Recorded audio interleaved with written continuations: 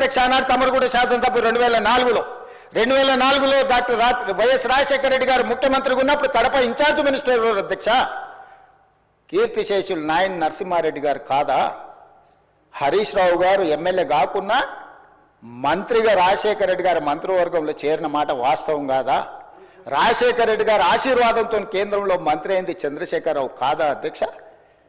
చంద్రశేఖరరావు గారు కేంద్ర మంత్రిగా ఉన్నప్పుడే 4,000 క్యూసెక్కులు ఉన్న పోతిరెడ్డి పాడు 44,000 క్యూసెక్కులకు పెంచిన మాట వాస్తవం కాదా? ఆనాడు మరి శశిధర్ రెడ్డి, పి జనార్దన్ రెడ్డి గారు సొంత ప్రభుత్వంలో ఉండి కూడా పోతిరెడ్డి పాడు పొక్క పెద్దది చేస్తే శాశ్వతంగా తెలంగాణ ఎడారిగా మారుతుంది, దాన్ని అడ్డుకోవాల్సిందని ఇదే శాసనసభలో నిటారుగా నిలబడి కొట్లాడింది పి జనార్దన్ రెడ్డి కాదా? ఆనాడు రాజశేఖర రెడ్డి గారికి హారతులు ఇచ్చింది చంద్రశేఖరరావు, హరీష్ రావు గారు కాదా అని నేను అడుగుతున్నా అధ్యక్ష. ఆనాడు మంత్రివర్గంలో ఉన్న మీరు, ఆనాడు కడప జిల్లా ఇన్ఛార్జ్ మంత్రిగా ఉన్న నాయన్ నరసింహారెడ్డి గారు, మీరు శాశ్వతంగా తెలంగాణ హక్కులను తాకట్టు పెట్టి తెలంగాణ నిడారిగా మార్చి నా పాలమూరును, నల్లగొండను, రంగారెడ్డి జిల్లాను వలసల జిల్లాలుగా మార్చి, ఫ్లోరైడ్ జిల్లాలుగా మార్చి ఈ రైతులను పొట్టన పెట్టుకున్నది మీరు కాదా? మీ నీతి, మీ జాతి తెలంగాణ సమాజం మర్చిపోయిందని మీరు అనుకుంటున్నారా? ఆనాడు మేము లేమా ఈ సభలలో? శాసనమండలిలో నేను లేనా? ఇడున్నోళ్ళు చాలామంది ఆనాడు శాసనసభ్యులు కాదా? శ్రీధర్ బాబు గారు, ఉత్తమ్ కుమార్ రెడ్డి గారు ఆనాడు ఈ సభలో లేరా? వెంకటరెడ్డి గారు లేరా?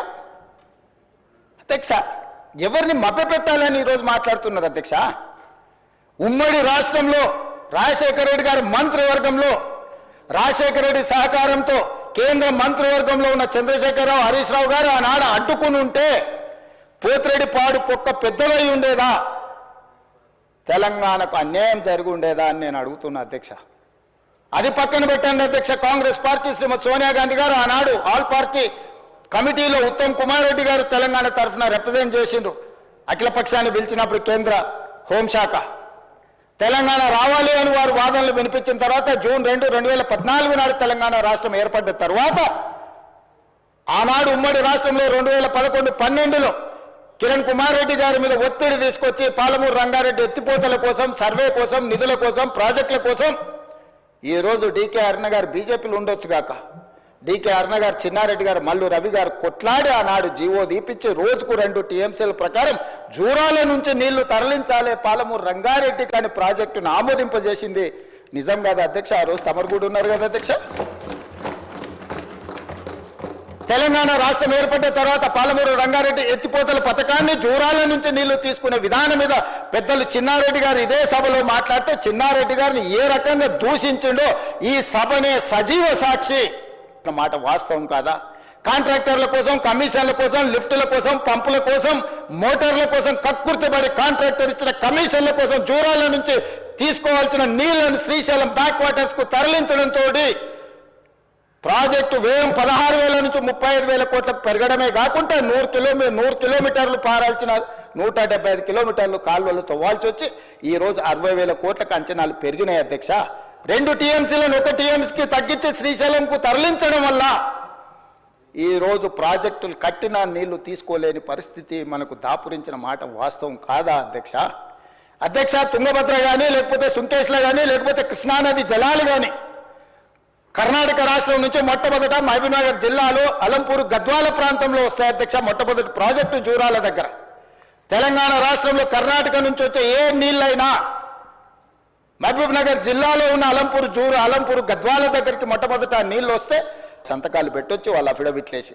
రాయలసీమ లిఫ్ట్ ఇరిగేషన్ ప్రారంభించి 2020లో ఆంధ్రప్రదేశ్ ముఖ్యమంత్రి జగన్మోహన్ రెడ్డి గారిని ప్రగతి భవన్ కు పిలిపించి పంచపక్ష ప్రమాణాలు పెట్టి రాయలసీమ లిఫ్ట్ ఇరిగేషన్ జీవో మొత్తం రాయలసీమలో ఈరోజు పోతిరెడ్డి పాడు కావచ్చు, మాల్యాల కావచ్చు, లేకపోతే ముచ్చుమరి కావచ్చు, రాయలసీమ లిఫ్ట్ ఇరిగేషన్ కావచ్చు, ఇవన్నీ కలిసి శ్రీశైలం బ్యాక్ వాటర్స్ నుంచి పర్ డే 10 టీఎంసీ, ప్రతిరోజు 10 టీఎంసీలు 60 రోజులు మనకు వర్షాలు వచ్చినప్పుడు ఉంటే 600 టీఎంసీలు వెనుక నుంచి వెనకల్నే రాత్రికి రాత్రే తరలించకపోవడానికి ఇవాళ ప్రాజెక్టులు పూర్తయినాయి. 2014 నుంచి 2023 డిసెంబర్ వరకు చంద్రశేఖరరావు గారు ముఖ్యమంత్రిగా సాగునీటి పారుదల శాఖ మంత్రిగా ఉన్నప్పుడు తెలంగాణ రాష్ట్రానికి అన్యాయం చేసింది అధ్యక్ష.